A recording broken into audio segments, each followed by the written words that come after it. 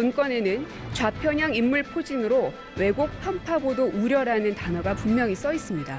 마치 메카시즘 마녀 사냥의 부활이 아닌가 하는 생각까지 듭니다. 제가 그 자료의 진정성이라 할까? 또는 그 일종의 진실한 그러한 문서로서의 서류인지에 대해서 저한테는 아무런 정보가 없습니다. 국회법을 보십시오, 의원님. 국회법을 좀 보세요. 국회법을 좀 보시라고요. 어떤 저도 질의를 의원님에 하든 대해서 거기에 유감입니다. 대해서 맞다 아니다 혹은 의견을 얘기해 주시면 됩니다. 저도 그리고 의원님에 대해서 대단히 유감입니다. 뭐가 유감입니까? 지금 싸우자고 여기 나왔습니까? 국회법에 대한 의도적 오도기자 궤변입니다. 이동관 특보를 정권 차원에서 보호하기 위해 대정부 질문을 의도적으로 파행시킨 것이 아니길 바랍니다.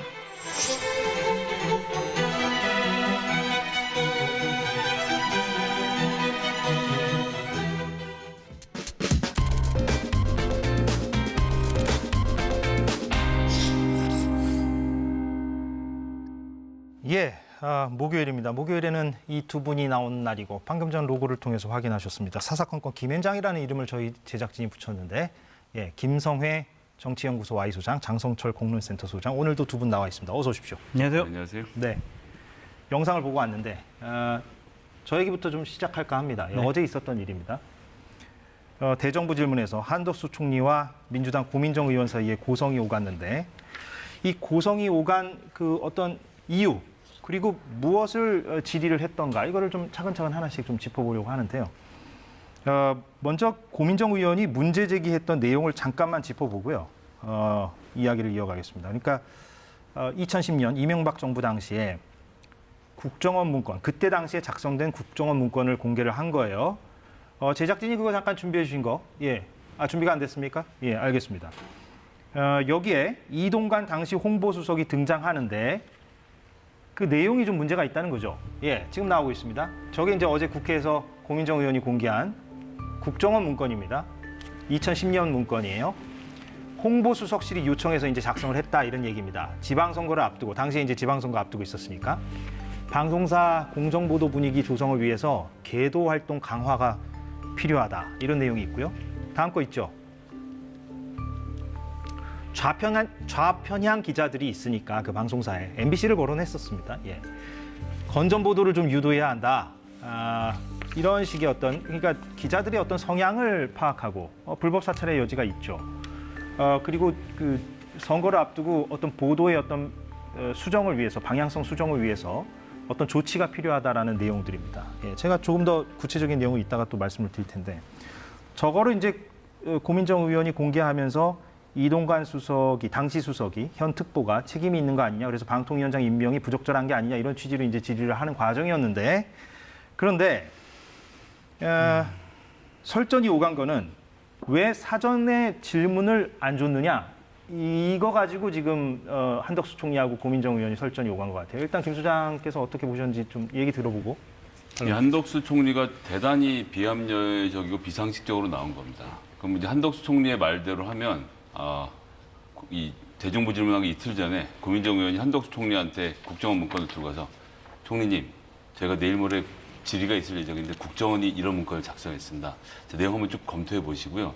이게 진본인 것은 제가 여러 차례 확인했는데 하여튼 확인해 보시고 이틀에 질의 드리겠습니다. 이렇게 하라는 얘기거든요.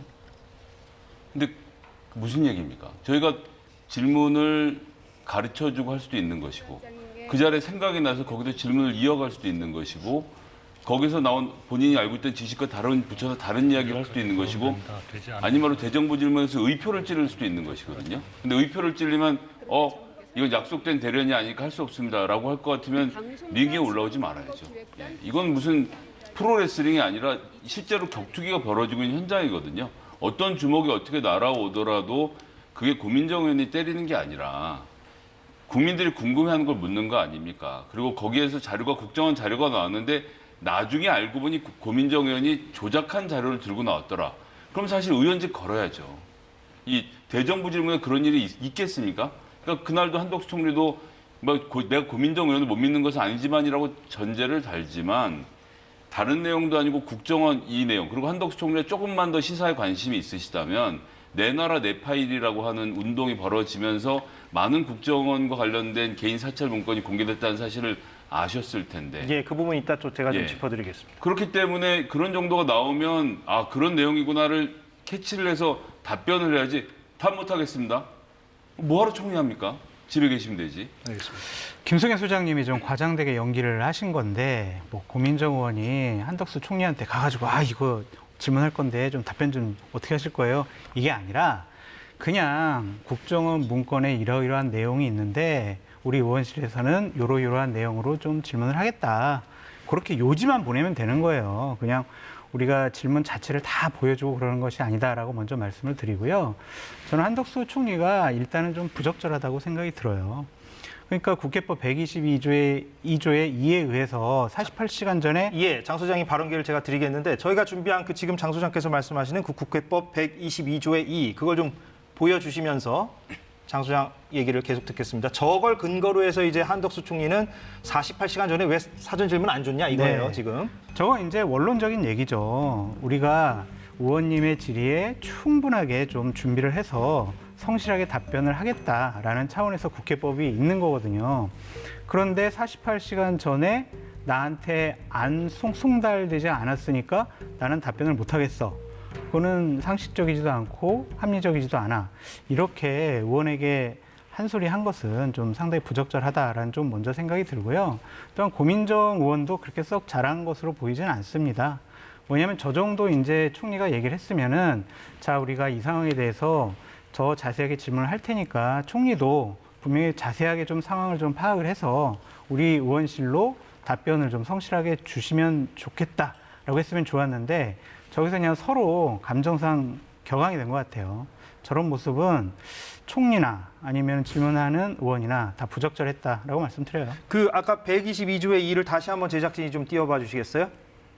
네, 저걸 보면 대정부 질문할 때 의원이 질문 요지서를 의장한테 주고 국회의장을 말하죠. 그 국회의장은 정부에 준다 이거예요. 그런데 이제 48시간 전까지 주는 게 원칙이다 이겁니다. 그래서 통상적으로는 저렇게 하는데 어제 고 의원이 이제 그 문제 제기했던 그 국정원 사찰 문건 그것은 저렇게 안 됐던 걸로 보입니다. 그래서 이제 한덕수 총리가 대답을 못 하겠다 이렇게 얘기를 한 건데 근데 고 의원은 또 오늘 재반박을 했는데 저 국회법이 있는 건 맞는데 그렇다고 답변 거부의 근거로 그렇게 취지를 해석하면 안 된다. 그렇게 고민정 의원은 얘기를 하는 것 같아요. 일단 48시간 전에 보내는 의원실은 제가 단언컨대 하나도 없습니다. 임박해서 보낸다. 아니 대정부 질문이라는 게 내일 아침에 하는 내용을 그날 밤 새벽까지 정리를 하는 것이 당연하고 맞습니까? 그래서 보좌진도 하셨습니까? 이게 요지는 다 보내요. 요즘은 그러니까 그 전날 밤이나 그다음 그 당일 아침에나 보낼 수 있지 48시간 전에 보낸 건 여당이랑 정부랑 할 때는 그렇게 하겠죠. 아니 그게 아니라 일단은 대정부 질문서를 우리가 그냥 하루 전에 아니면 그날 아침까지 이렇게 작성하진 않고 며칠 전부터 이렇게 저희는 작성을 그렇게 열심히 해놓거든요. 합니다, 끝까지. 그래서 아이템을 이렇게 정해요. 그래서 그 아이템별로 이러한 질의 내용을 일단은 넘겨줍니다. 의원실마다 좀 분위기는 다를 수 있다는 걸로 근데 하고. 요지는 그 요지만 전달하는 것이고 고민정 의원도 그 요지는 전달했을 것입니다. 근데 거기에 국정원 문건을 제시하겠다는 문구를 집어넣었느냐 안 넣었느냐로 싸울 것 같으면 그건 총리에게 대정부 질문에 선택권이 있다는 얘기가 되지 않습니까? 이 얘기는 요지가 아닌데요? 답변 못하겠습니다. 이걸 허용하자는 얘기인가요, 지금? 그거는 저한테 사전에 질문 주지 않지 않으셨습니까? 지금 이 정부에 들어서 그렇게 말하는 사람이 한덕수 국무총리, 한동훈 장관. 그러니까 이제 기본적으로 대통령이 그 국회의원들 질문하는 거 그거 다 들을 필요 없어. 그거 뭐 하고 싶은 얘기 있으면 마음대로 해라라고 오더가 내려가지 않은 이상은 저렇게 하지 않죠. 제가 잘 모르는 내용인데 파악해 보겠습니다. 사전에 알려주셨다면 제가 답변을 더 성실하게 할 수 있었을 텐데 안타깝습니다. 하면 예. 보통 의원이 이어서 질문하죠. 자, 내용에 보시면 1월 7일에 홍보수석이 요청해서 1월 13일에 이렇게 회람됐다고 나왔네요. 정상적인 행동입니까? 저 내용이 사실이라면 매우 부적절해 보입니다. 대화는 이렇게 이어지는 겁니다. 근데 모르겠고 요지가 전달 안 됐으니까 답변 못하겠습니다라고 말하는 게 전 굉장히 이상해 보입니다. 김성애 소장의 취지는 충분히 들었습니다. 예. 저도 거기에 마찬가지 동의한다니까요. 예. 한덕수 총리가 저렇게 질문을 그럼 답변을 어떻게 거부하는 답하는 게 좀 모범 답안이었을까요? 왜냐하면 그 답할 때 조금 내용이 네. 아무래도 좀 한덕수 총리 입장에서는 다 학습이 되지 않은 상태였을 수는 있고. 그럼요. 예, 그러면 어떻게 좀 넘어가야 되는 상황인데. 그러니까 의원님께서 저에게 그 자료를 좀 주시면은 저희가 의원님이 주신 질문까지 다 합해가지고 성실하게 답변을 드리겠습니다. 그렇게 하는 게 맞지. 거기서 또 의원을 공박하는 것은 좀 부적절했던 것 같아요. 내용으로 넘어가겠습니다. 예, 여태까지는 지금 그 두 한덕수 총리와 고민정 의원 사이의 설전에 대해서 이제 우리가 토론을 좀 해봤고, 내용은 다시 한번 말씀드리지만 2010년 이명박 정부 당시에 이제 이동관 현 특보가 홍보수석도 하고 그 전에는 대변인도 했었죠. 그런데 2010년 당시에 지금 다시 나오고 있습니다.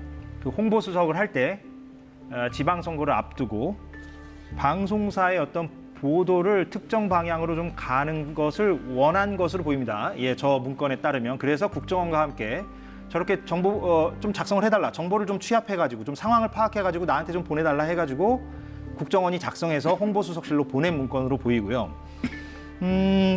저기에 나오지 않은 어떤 내용들을 좀 보면 그런 내용도 나온다고 해요. 문건에. 방송사 선거기획단은 이제 선거를 앞두고 따로 꾸려지는 별도의 조직을 말하죠. 좌편향 기자들이 침투, 과열 혼탁 선거가 우려되므로 경영진에 대한 주의 환기 및 실효성 있는 제재 방안 강구로 건전보도 유도가 필요하다. 뭐 이런 표현도 있는 것 같습니다.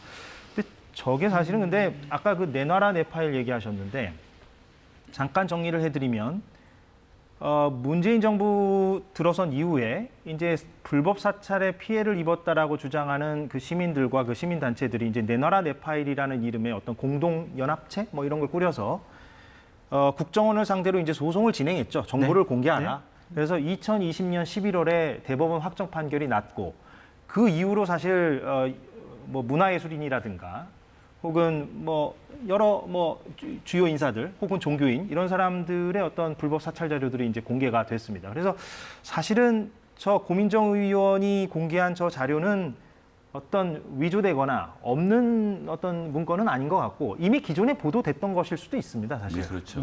그거는 이제 이번에 이동관 특보가 문제가 되니까 다시 한번 이제 환기 차원에서 이제 나온 것 같은데 이 내용 부분에 대해서는 어떻게 판단하시는지 한번 좀 들어보죠.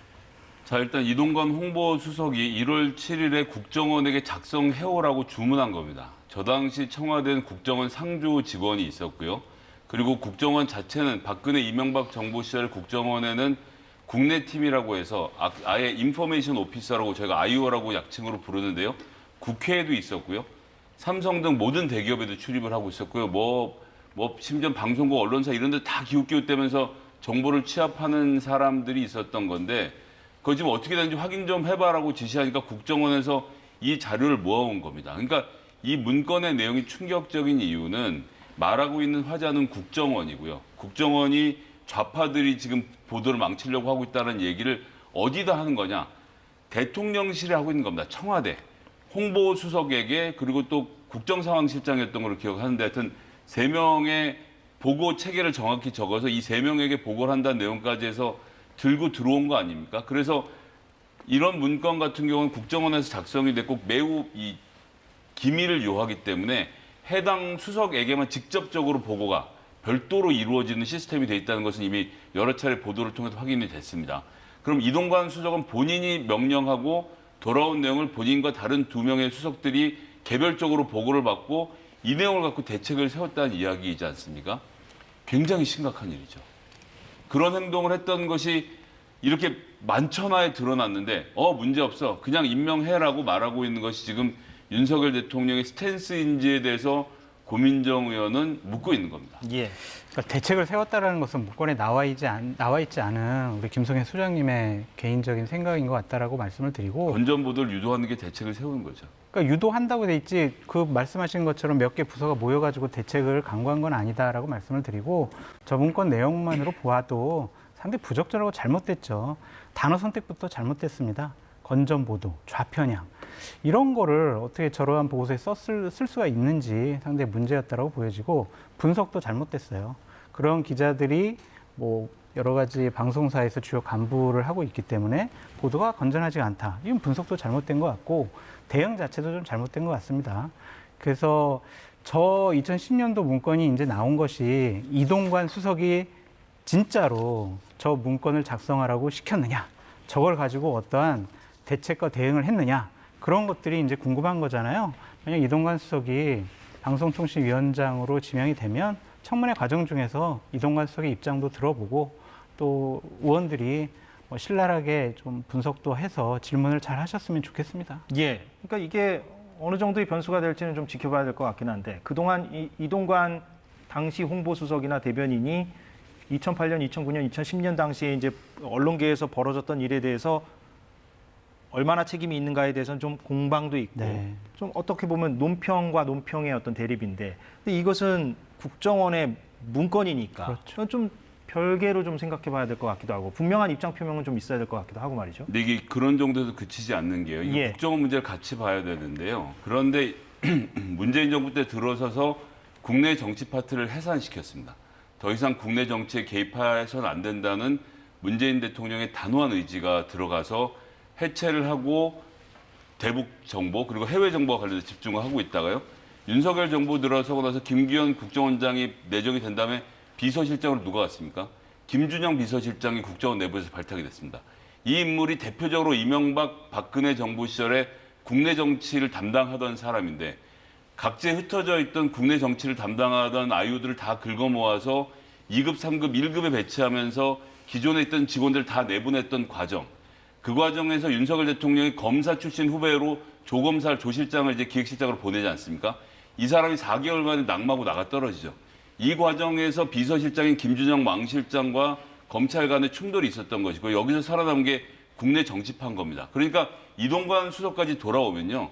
다시 국내 정책 관여하고 개입하던 국정원 직원들이 대거 붙은 상태에서 그 당시에 국정원을 마치 하수인 무리듯 했던 홍보수석이 방송통신위원장이 돼서 이 전체가 지금 국정원과 여기까지 등장해서 공영방송을 들쑤시겠다라는 것이 윤석열 대통령의 국정 철학 운영의 방식으로 보이는데 저는 이건 하나도 동의가 되지 않고 굉장히 위험한 일입니다. 네, 아직까지 이동관 특보를 지명하지 않았으니까 그렇게 얼개를 설계해 나가는 것은 좀 무리가 있어 보이고요. 그러면 아직까지 지명하면 바로 설계가 가능해지는 거겠죠? 그러니까 그런 것들이 다 청문회 과정 중에서 검증받아야 될 것 같고 아직까지 이동관 특보의 입장, 반박이 나오지 않았잖아요. 예. 그래서 일방적으로 고민정 의원의 저런 주장만 갖고 비판하기는 상당히 좀 어려운데 이 문건만 놓고 봐서는 상당히 부적절하고 잘못된 일이 2010년도에 벌어졌다. 저긴 고민정 의원의 주장은 하나도 없죠. 그냥 문건 자체가 모든 것을 설명하고 있지 않습니까? 어제 네. 대정부 질문에서 많은 주장을 하셨잖아요. 예, 예.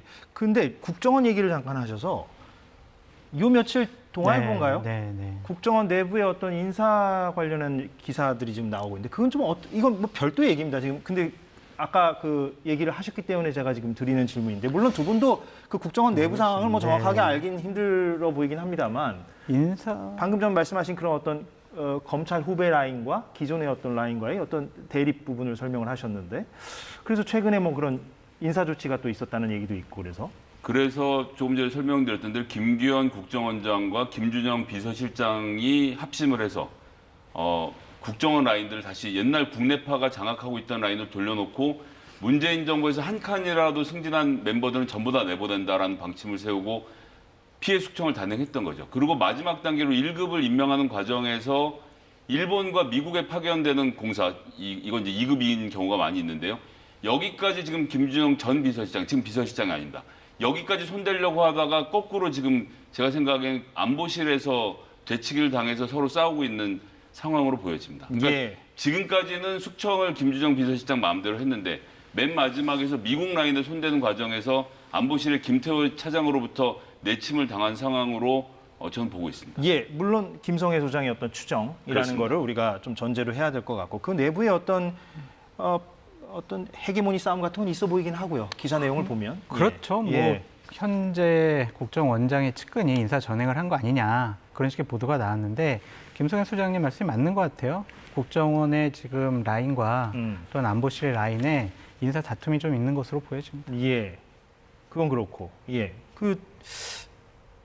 이게 이동관 좀 마지막으로요. 네. 이동관 특보에 대한 얘기는 좀 이걸로 하고 이 마무리를 좀 할 건데 청문회를 간다 그러면 네, 이제 아들의 학폭도 있고 저 문건도 있고 그렇죠. 뭐 이력과 관련된 어떤 문제 제기는 계속 지금 돼 오고 있고요. 지금 뭐 과거에 청와대에 있었고 지금 네. 현재 특보인데 방통위원장 가는 게 맞느냐 이런 근본적인 어떤 문제 제기들도 있고 어떨까요? 파장이. 뭐 이건 계속 뭐 저희가 동호반복적으로 출연자들에게 질문 드리고 있는 거긴 하지만 학폭 같은 경우에는 지금 피해자가 3명 더 있는데 그 사람들이 어떤 언론에 인터뷰를 하거나 이런 것 같지는 않고요. 네. 아직까지는. 예, 나올지 안 나올지 모르겠습니다. 그리고 그 학폭위와 선도위는 다 열리지 않았고 거기에 이동관 전 수석이 개입했는지 여부는 아직 안 나왔고 그리고 김승유 이사장하고 통화한 거는 어찌됐건 부적절하다는 지적들은 많고요. 그렇죠. 그건 뭐 본인들도 다 시인을 했으니까 통화한 사실은. 어느 정도 좀 청문회에서의 어떤 파장 예상하십니까? 이게 좀 어느 정도 이슈가 될지. 인사청문회에서 부적절한 사람이다라고 의견이 나오더라도 대통령께서는 지명할 가능성이 높다라고 보여집니다. 예. 어차피 내년 총선을 위해서는 공영방송 정상화를 해야 되는데 가장 적임자가 이동관이다라고 생각하고 있기 때문에 다른 어떠한 문제점이 좀 드러나도 지명과 임명을 강행할 것이다라고 보여지는데요. 청문회 과정 중에서 특히 학폭 문제와 관련해서는 인권위 진정서 내용을 그냥 쭉 야당 의원들이 읽어주기만 해도 학부모로서는 상당히 충격적일 것 같아요. 그래서 지명과 임명과는 반대로 상당히 국민들의 반감은 커질 수가 있다. 어제 전원책 변호사도 왜 하필 이렇게 임명하는지 모르겠다는 네. 취지로 얘기를 했거든요. 이제 보수 논객인데도 불구하고. 여론이 안 좋아질 가능성이 높다라고 말씀드려요. 짧게만 언급을 해주시면. 역대 방송통신위원장을 다 보면요. 초대였던 최시중 방송통신위원장을 제외하면 캠프 근처에도 얼씬해본 사람이 없습니다. 기본적으로. 정통부 차관을 했다든지 대학 교수라든지 변호사라든지 최소한 그 정권을 탄생시키는데 일조했던 사람이 방통위원장으로 가서 앉은 적이 단 한 차례도 없었습니다. 그나마 가장 정치적이었던 최시중 방통위원장의 그 결말은 여러분들 다 아실 테고요. 그런 상태인데 국민의힘 대선 선거운동본부 미디어 소통위원장을 했던 사람이 방통위원장으로 가는 게 별 문제가 없다? 그리고 지금 학폭 얘기를 자꾸 하는데요. 전 뭐 학폭도 굉장히 심각한 문제라고 생각하는데 그 전에 어떻게 캠프에서 선거운동하던 사람이 와서 방송통신위원장으로 앉아서 방송을 정상화시킵니까? 그 얘기는 캠프 입장에서 정상화 아닙니까? 전 좀 지나치다는 생각이 들어서 예. 최소한 겉보기라도 중립적인 인사로 좀 추천하시는 게 정상 아니겠나 말씀드립니다. 알겠습니다. 예, 두 분의 취지는 제가 충분히 들은 것 같습니다. 태양광 얘기로 넘어가죠. 태양광이요. 감사원이 최근에 문재인 정부 당시 추진된 이른바 신재생에너지 사업에 대한 중간 감사 결과를 발표했죠. 공무원의 부당한 개입이 일부 확인돼서 검찰의 수사를 의뢰하기도 했습니다. 그런데 어제 윤석열 대통령이 이런 말을 했어요. 태양광 사업 의사결정 라인 전반에 대해서 철저한 조사를 하라. 예, 의사결정 라인 전반이라는 그 표현이 좀 눈에 들어오는 것 같습니다. 공직기강 비서관실에서 이걸 이제 맡는다고 하는데 감사원 감사하고 이제 별개입니다. 잠깐 관련 내용 듣고 오겠습니다. 윤석열 대통령은 오늘 감사원의 태양광 비리 감사 결과와 관련해 공직기강 비서관실에 당시 태양광 사업 의사결정 라인 전반에 대해 철저한 조사를 하라고 지시했습니다. 국가의 미래가 걸린 에너지 사업을 자신들의 개인적 치부를 위해 먹잇감으로 악용했던 민주당과 이를 숙주로 한 기생충 정치 세력의 전모를 철저히 파헤치고 재발 방지 대책을 마련해야 합니다. 권력 유착과 문재인 정부 당국자들이 방조 혐의가 드러나면 지위 고하를 막론하고 엄중한 책임을 물어야 할 것입니다. 기생충이라는 표현까지 김기현 대표가 썼는데 이게 단적으로 그냥 묻겠습니다. 문재인 정부 겨냥한 게 아니냐 이렇게 지금 해석이 되고 있어요. 그렇게 보기는 좀 어렵다라는 것이 대통령실 핵심 관계자의 얘기예요. 오늘 결과를 정해놓고 가는 건 아니다. 이렇게 대통령실 관계자가 기자들한테 얘기는 했는데 네, 왜냐 그런 의심의 눈초리들이 있으니까 또 그렇게 얘기한 있죠. 거예요. 근데 의사결정 라인 전반에 대해서 예. 한번 감찰을 해보겠다는 건데 중요한 단어가 라인이라는 거예요. 뭐냐면은 과거에 잘못된 정책을 동조하고 결정하고 앞장선 그런 사람들이 아직도 부처와 공공기관에 주요한 보직을 점유하고 있다. 그렇기 때문에 새 정부의 국정 철학에 동조하지 못하거나 맞추지 못하고 과거의 습성대로 그렇게 젖은 사람을 그대로 두지는 않겠다. 과감하게 인사조치하겠다. 잘못된 것을 좀 파악을 해가지고 그 사람들을 인사조치해서 새 정부의 국정 철학에 맞는 사람들을 그 중요한 정책 결정 포스트에다가 임명을 하겠다. 있다라는 뜻으로 읽혀집니다. 그래서 전임 문재인 정권의 뭐 고위직까지 이러한 감찰과 수사가 진행될 거로 보이지는 않습니다. 가령 뭐 서해 공무원 피살 사건 관련이라든가 뭐 그렇죠. 동해 납북 네. 범인 관련이라든가 그런 네. 형태와는 좀 다르다. 다를 네. 것 같다. 예. 윤석열 대통령 후보 시절에 입력된 게 많지 않은데 그러니까 국가 운영 비전 관련은 두 가지였던 것 같습니다. 탄소 중립은 어떻게 하나요? 원전 만들면 된다. 태양광 잘못됐다. 요거 딱 한 줄 들어가 있고 태양광은 문재인 정부 민주당과 그다음에 운동권들이 해먹은 사업이다. 이렇게 하나가 들어가 있고 수출 어떻게 하고 경기 어떻게 살릴까? 반도체 살리면 된다. 이게 딱 두 줄 들어가 있는 건데 지금 그 탄소 중립 원전 얘기하는 거거든요. 그러니까 문재인 대통령이 그린 뉴딜을 한 것은 쉽게 말씀드리면 앞으로 20년 동안 우리가 먹을거리를 찾아가는 데 있어서 태양광, 풍력 포함해서 2차 전지 등 바이오, 새로운 분야의 먹을거리를 찾아가는 과정을 만들어서 이것으로 우리가 탄소 중립에도 기여를 하고 국제적인 위상을 높여야 된다라는 계획하에서 생긴 일입니다. 근데 사업을 방대하게 진행하다 보니까 방만하게 운영한 곳이 있는 것이고 그것이 이번 과정에서 드러났죠. 이건 뭐 남김없이 처벌해야 됩니다. 여기에 대해서 온정을 베풀 이유가 없고요. 이런 결정 과정에 포함돼서 낙전이라도 주워 먹은 자들은 전부 다 잡아가야 된다고 저는 생각합니다. 그건 그거고요. 의사결정 라인 전반에 대해서 돌아본다는 것은 왜 태양광을 하자는 거야? 태양광 제일 먼저 하자고 한 사람은 누구야? 그거 찾아봐.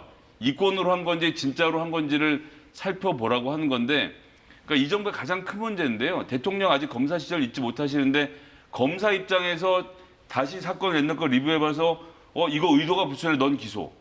의도를 가지고 기소하겠다는 얘기인 겁니다. 아니 알겠습니다. 태양광 사업 의사결정 라인을 살펴보자는 것은 왜 이 사업을 했냐고 물어보는 건데 돈 벌려고 했다고 대답한 사람이 있겠습니까? 그럼 전부 다 직권남용으로 또 처벌하려고 들 건데 이렇게까지 가면 안 됩니다. 김성애 소장님 이제 흥분을 가라앉히시고 지금 라인 전반에 대해서 보겠다는 것이 아니라 태양광 비리 사건과 관련된 라인을 보겠다라는 거예요. 태양광 사업 너무 의사결정 라인이죠. 예, 태양광 대본은. 태양광 비리라는 단어가 들어가 있습니다. 그렇기 때문에 전반적인 의사결정 과정을 다 감찰하는 것은 아니다라고 대통령실에서 밝혔으니까 좀 믿어주세요. 그 이제 말씀을 곱게 하시는데 네. 전문을 보면요. 태양광 비리 감사 결과 관련돼서 얘기를 하는데 어디다 시켰습니까? 공직기관비서관실. 네. 즉 청와대의 의사결정 라인을 살펴보는 공직기관비서관실에 당시 태양광 사업 의사결정 라인을 살펴보라고 한 것이니까 문재인 정부에서 그린 뉴딜 사업한 사람들 다 잡아 족치라는 신호인 겁니다. 아니 대통령실 핵심 보시면 관계자가 해명을 했다니까요. 태양광 비리 의사결정 과정이다라고 바로 잡았으니까 그걸 믿어보시죠. 한번 그 조사의 흐름이나 네. 방향이 어디로 가는지는 아마 계속 언론에서도 주목할 것 같긴 합니다. 그러니까 예. 아직도 한번 조사나 좀 감찰을 보시죠. 지금 안 했는데 예. 김성애 소장님이 전임 정권 의사결정 라인 다 조사할 거야 이런 식으로 비판하는 것은 아니 좀 옳지 못한 것 대통령이 같아요. 의사결정 해석은 라인 또- 하라고 가이드라인을 쳐놓은 상태인데 어떻게 이걸 무시하시죠? 아니래잖아요. 우리나라 경찰이. 일단 해석은 또 이렇게 논평가로서 하실 수 있으니까 양쪽 다 그렇게 하기로 하고요. 두 분이 또 열띠게 말씀해 주셔서 시간이 그렇게 많이 남진 않았는데 김기현 대표가 취임 100일이고 총선이 300일 네. 남은 시점이더라고요. 오늘이. 그런데 그냥 김기현 대표 이야기는 늘 또 할 것 같아서 이재명 대표도 그렇고 다음 주나 뭐 다다음 주에 또 하지 않겠습니까? 예. 그래서 시간이 이렇게 많이 남진 않아가지고 금태섭 의원이 전 의원이죠. 예. 금태섭 전 의원이 오늘 아침에 KBS 라디오에서 한 발언을 듣고 와서 좀 총평을 듣고 마무리하면 될 것 같습니다. 저희는 정말로 30석을 주시면 국회의원 300석 중에 10%의 새로운 세력한테 기회가 주어지면 바꿀 수 있다. 그런 의미에서 30석을 얘기한 거고 제가 이제 그 창당 얘기를 한 다음에 돌아다녀 보면 많은 분들이 정말 기대를 하십니다. 하여튼 저희는 지금 유권자들하고 정치하고 너무 멀어져 있기 때문에 그 거리를 좁히는 것이 신당의 임무라고 생각을 하거든요. 그냥 어떻게 좀 이걸 보셨는지를 총평 듣고 마무리를 하면 될 것 같습니다. 뭐 김기현 대표 취임 100일 얘기를 하셔도 좋고요. 예, 뭐 종합해서 말씀해 주세요. 금태섭 의원의 저러한 바람이 저는 성공했으면 좋겠다라고 말씀드려요. 지역에 기반을 둔 영남과 호남의 지역주의 정당이 지금 대한민국 정치를 상당히 진흙탕 속에 빠뜨리고 있거든요. 그래서 건전하고 합리적인 제3정당이 국민의 선택을 받아서 내년 총선에서 최소한 캐스팅 보트를 질 수 있는 원내 의석 단체를 확보했으면 좋겠다라는 생각이 들고요. 김기현 당대표 지난 100일 동안 잘했다라고 볼 수는 없지만 너무 못했다라고 보기도 어려워요. 기대치가 좀 높지 않았거든요. 내년 총선 때까지 당을 안정적으로 관리해라. 그런 임무와 미션을 당원들로부터 부여받은 건데 뭐 약간 초기에는 최고위원들 간의 불협화음이 있었지만 최근에는 좀 안정적으로 당을 잘 관리하고 있고 오늘 비전 선포식도 하면서 당을 개혁하고 혁신하는 데 앞장서겠다고 했으니 그것도 지켜보시죠. 마크롱 대통령 같은 경우는 10만 명의 국민들에게 내가 어떻게 했으면 좋겠습니까를 20분씩 다 설문조사를 해서 모은 내용으로 이런 비전으로 하겠습니다라는 얘기를 했습니다. 금태섭 의원의 얘기는 10년 전에 안철수 의원 얘기랑 똑같아요. 본인이 갈라졌던 그 사람인데 중간에서 깨끗하게 하겠습니다. 그러니까 중간은 어디고 깨끗한 건 뭔지에 대해서 설명을 하지 않고 즉 갈 방향에 대해서 얘기하지 않고 지금의 기존 정치가 혐오스럽다면 나를 도와주세요라는 것으로는 저는 제3당 성공하지 않을 것이라고 보고요. 100일 평가는 뭐 간단하죠. 안 보이신 상태였잖아요. 뭘 하는지 안 보였고 그 기자들도 물어볼 때 당대표실에 물어보기보다는 대통령실에 물어보지 않았습니까? 윤석열 대통령 입장에서 아주 흡족한 100일이 아니었겠나 그렇게 보고 있습니다. 네. 여기서 마무리하죠. 네. 예, 오늘은 조금 짧게 저희가 시간을 준비해서 좀 아쉬운데 다음 주에 좀 더 넉넉히 좀 준비를 하도록 하겠습니다. 김앤장, 김성애 소장, 장성철 소장이었습니다. 오늘 고맙습니다. 예.